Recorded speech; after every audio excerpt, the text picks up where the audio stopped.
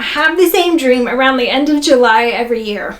I dream I'm in a river with 1,000 floating rubber ducks. I have a basket and I'm trying to gather the ducks while the current keeps getting stronger and stronger and the ducks are floating away. That's when I know it's almost the start of another school year. I'm feeling overwhelmed and I definitely don't have my ducks in a row. Maybe you have a recurring back to school dream and maybe like me, you're feeling a little overwhelmed. Let's talk about why you might be feeling overwhelmed and what you can do about it.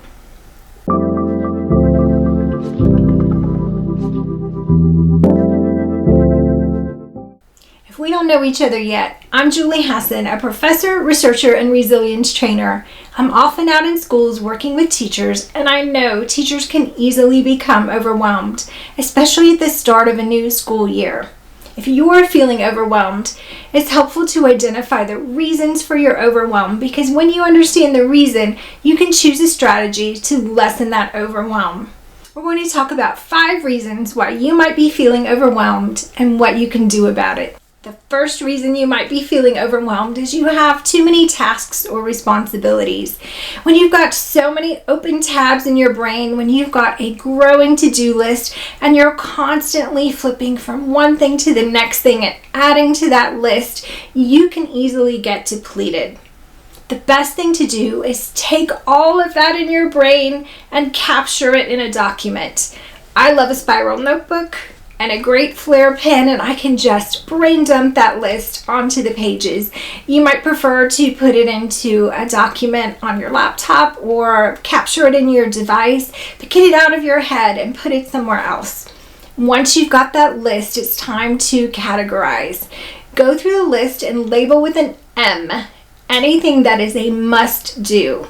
You must do it to have a peaceful and productive start to the school year. That might be seating charts, procedures, looking at IEPs. Next, label anything with an N that's a nice to do. It would feel good to have it done. You'd like to have it done, but it's not absolutely necessary. Maybe decorating a bulletin board or adding some new books to your classroom library. The next thing is a W. Add a W next to anything that can wait. Cleaning out that supply closet might feel great too, but it could probably wait.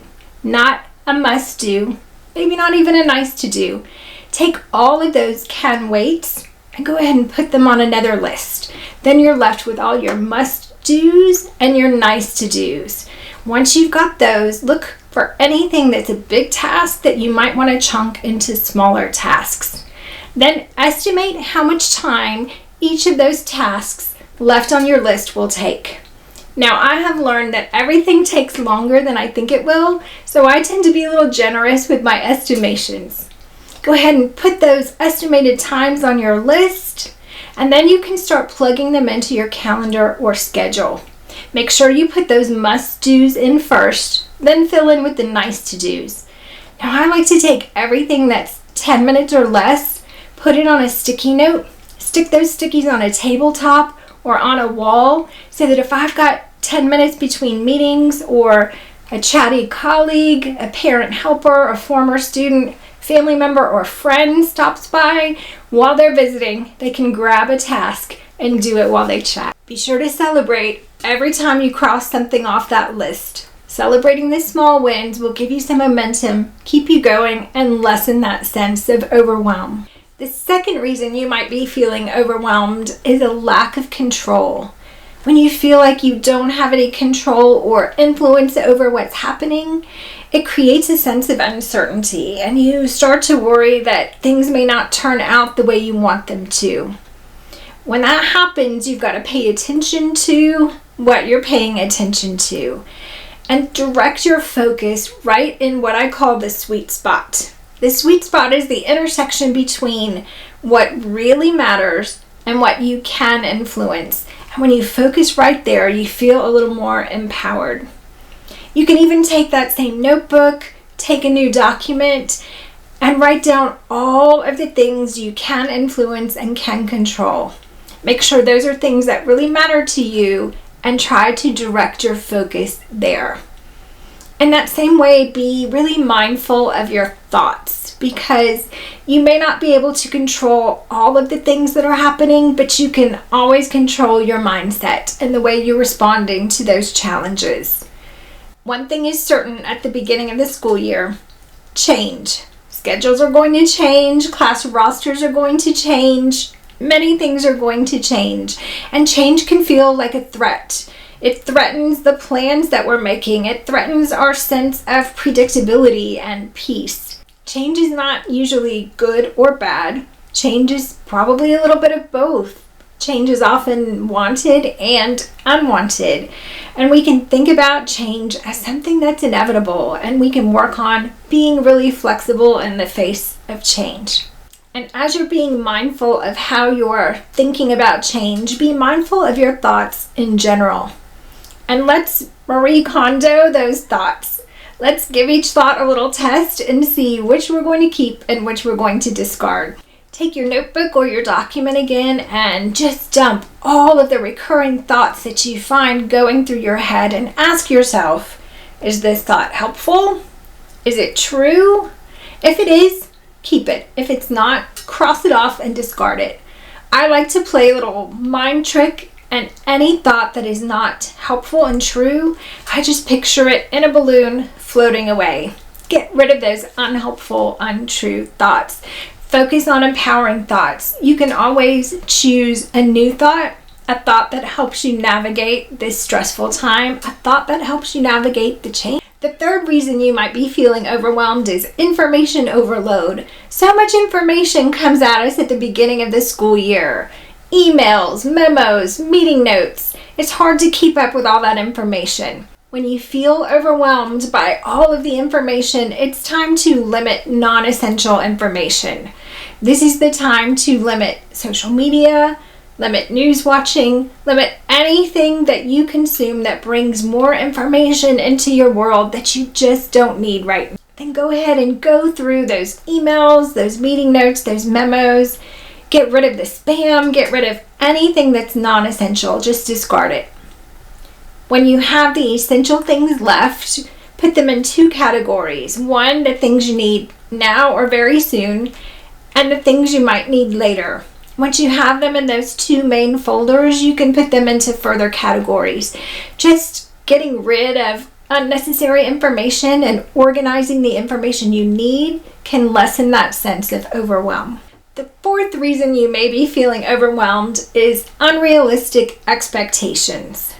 The start of the school year, or any time you're feeling overwhelmed, is a time to focus on progress over perfection. You may be overwhelmed because you have unrealistic standards for yourself, or you're worried about expectations from others. Give yourself some grace. This is the time to practice something called realistic optimism. Realistic optimism means we don't ignore the challenges. We're real about the obstacles we face, but we also hold a belief that we can navigate those obstacles effectively, that we can reach a desired outcome. Visualization is powerful. It can be helpful to visualize those first days of school going just the way you planned. It can boost your confidence and that sense of optimism. But it's also powerful to visualize yourself overcoming obstacles. Visualize yourself on that first day of school suddenly having more students than desks. Then see yourself pulling all those students into a circle, having a great morning meeting while the custodian comes through and a pinch brings you the desks you need. When you practice visualizing the obstacles and challenges that will happen, you practice flexible thinking, adaptability, problem solving, and you build the confidence to know that whatever challenge comes, you can get through it. And that can lessen your sense of overwhelm. The fifth reason you might be feeling overwhelmed is a lack of self-care. I had a mentor once who said the times you think you don't have time to exercise are the most important times to do it. And over the years, I've realized how right she was. Just taking some time in the morning to take my morning walk sets me up for a more peaceful and productive day. That hour I spend on my walk I get back tenfold in productivity and problem solving. Take the time to make yourself a healthy breakfast instead of grabbing that donut that's going to crash your energy later on. Set aside the time you need to meal plan, to meditate, to rest. Schedule some breaks into your day, because in order to navigate this start of the school year well, you need to be well. Remember, your students aren't hoping for a perfect teacher, a perfect classroom, or a perfect lesson. They just want to be welcomed into a space where they're going to enjoy learning and feel safe under the guidance of a caring and competent teacher.